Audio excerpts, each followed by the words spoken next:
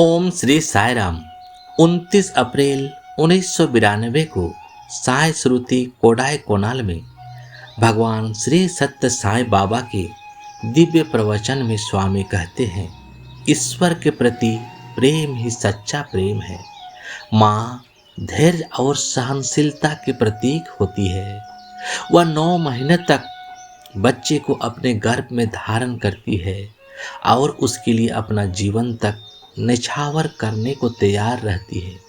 संस्कृत में स्त्री को स्त्री कहा जाता है। इस शब्द में 3 अक्षर है, सौ तो रो। सौ यानी सत्व गुण पवित्रता का प्रतीक है, तो तमस गुण शांत यानी निष्क्रियता का प्रतीक है, और रो रजस यानी उत्साह क्रियाशीलता को दर्शाता है। ये तीनों गुण स्त्री में संतुलित रूप में विद्यमान होते हैं। यहाँ तक कि अवतार भी माँ के गर्भ से ही जन्म लेते हैं। क्या राम माता कौशल्या के बिना पृथ्वी पर आ सकते थे?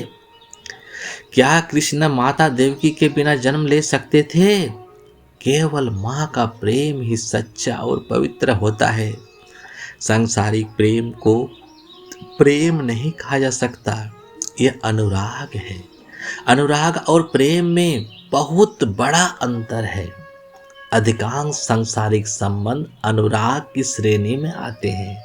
अनुराग का अर्थ है संसार, वस्तुओं और संबंधों के प्रति आसक्ति। यह सच्चा प्रेम नहीं है। पत्नी का पति के प्रति प्रेम हो या पति का पत्नी के प्रति प्रेम, उसमें कहीं ना कहीं स्वार्थ अवश्य होता है। हर व्यक्ति में किसी न किसी स्तर पर स्वार्थ मौजूद होता है। अधिकांश लोग प्रेम से नहीं बल्कि आसक्ति से भरे होते हैं। ईश्वर के प्रति प्रेम ही सच्चा प्रेम है।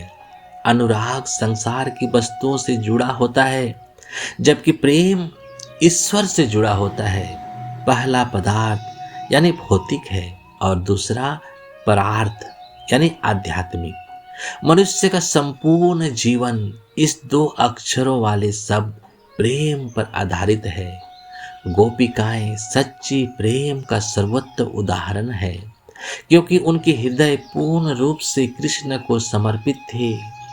उन्होंने किसी और की परवाह नहीं की। वे हर क्षण कृष्ण के चिंतन में लीन रहती थी और परम आनंद की अवस्था को प्राप्त कर चुकी थी। गोपिकाएं वास्तव में कृष्ण के दर्शन के लिए तड़पती थी और उनके सुंदर रूप को देखने के लिए सदैव लालायित रहती थी। ओम श्री साई राम। जय जय साई राम।